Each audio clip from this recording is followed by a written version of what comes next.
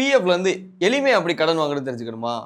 தெரிஞ்சுக்கணும்னா இந்த வீடியோவை கடைசி வரை பாருங்கள். திஸ் இஸ் பயோஸ்கோப் வேர் ஐ அம் விஜயாஸ். பிஎஃப்னா என்ன அப்படின்னு முதல்ல நீங்கள் தெரிஞ்சுக்கணும்னா, பிஎஃப் அப்படின்றது ப்ராவிடென்ட் ஃபண்ட் அப்படின்னு சொல்லக்கூடிய தொழிலாளர் வருங்கால வைப்பு நிதி அப்படிங்கக்கூடிய ஒரு சேமிப்பு திட்டம் தான்.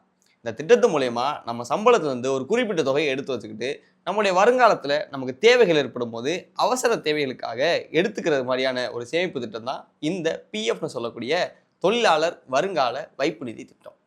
சரி, இந்த திட்டத்தை யார் நிர்வகிக்கிறா அப்படின்னு கேட்டிங்கன்னா, மத்திய அரசினுடைய கட்டுப்பாட்டில் இருக்கக்கூடிய இபிஎஃப்ஓ அப்படின்னு சொல்லக்கூடிய எம்ப்ளாயி ப்ராவிடென்ட் ஃபண்ட் ஆர்கனைசேஷன் அப்படிங்கக்கூடிய அந்த அமைப்பு தான் இது முழுக்க முழுக்க நிர்வகிச்சுட்டே வராங்க. சரி, எவ்வளோ தொகை எடுப்பாங்க அப்படின்னு கேட்டோம்னா, ஒரு தொழிலாளருடைய சம்பளத்திலிருந்து சரியாக ஒரு 12% எடுக்கிறாங்க. இது போக அந்த நிறுவனத்துடைய, அதாவது அந்த கம்பெனியுடைய கணக்குலேருந்து ஒரு 12% எடுக்கிறாங்க. அந்த கம்பெனிலேருந்து இருக்கக்கூடிய 12% தான் 8.33% பென்ஷனுக்கும் 3.67% பிஎஃப்க்குமா கட்டுறாங்க. இதை நிர்வகிக்கிறதுக்காக ஒவ்வொரு தொழிலாளர்களுக்கும் எப்படி பேன் நம்பர் எப்படி முக்கியமோ அதே மாதிரி யூனிவர்சல் அக்கௌண்ட் நம்பர் அப்படிங்கிற ஒரு நம்பரும் கொடுக்குறாங்க. இந்த அக்கௌண்ட் நம்பர் மூலயமா தான் நம்ம எத்தனை கம்பெனிஸ் மாறினாலும் நம்மளோட பிஎஃப் ஒரே மாதிரியாக சேமிச்சுட்டு வர்றதுக்கு ரொம்பவே யூஸ்ஃபுல்லானதாக இருக்குது. இதுதான் நம்ம லோன் எடுக்கிறதுக்கும், அதாவது நம்ம பிஎஃப்ல இருந்து நம்ம லோனை எடுக்கிறதுக்கும் ரொம்பவே யூஸ்ஃபுல்லானதாக இருக்குது.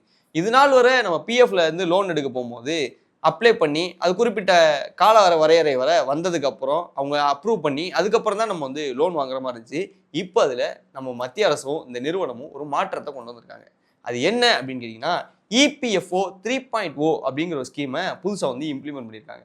இது மூலயமா நம்ம பிஎஃப் அமௌண்ட்லேருந்து வாங்குற லோனை எளிமையான முறையில் சுலபமாக, அதுவும் கால வரையறை ரொம்ப குறைவான நாட்களிலே எடுத்துக்கலாம் அப்படின்னு சொல்லியிருக்காங்க.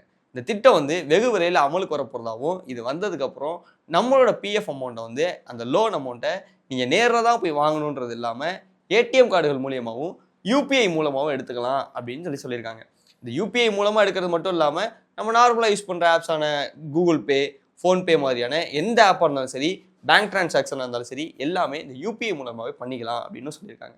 ஸோ இந்த ஸ்கீம் வந்ததுக்கப்புறம் தான், அதாவது இபிஎஃப்ஓ 3.0 வந்ததுக்கப்புறம் நீங்கள் எளிமையான முறையில் லோன் எடுத்துக்கலாம் அப்படின்றதான் இந்த வீடியோவில் சொல்லுவாங்க.